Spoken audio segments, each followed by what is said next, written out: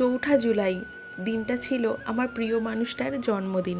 যেদিন থেকে ওর সাথে আমার পরিচয় সেই বছর থেকে প্রতিটা বছর আমি চেষ্টা করি আজকের দিনটা কি করে ওর কাছে স্পেশাল করে তোলা যায়।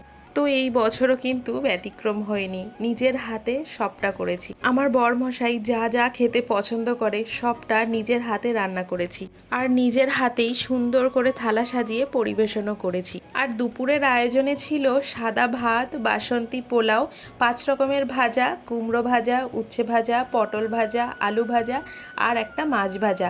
আর ছিল সাথে স্যালাড, ঘন ঘন করে মুগের ডাল, সাথে গন্ধরাজ লেবু, আর মাছের কালিয়া, চিংড়ি মাছের মালাইকারি, তেল কই, ক্ষীরত কাতলা, আর একটা সব থেকে যে রান্নাটা স্পেশাল, লাল লাল ঝালঝাল করে দেশি মুরগির ঝোল।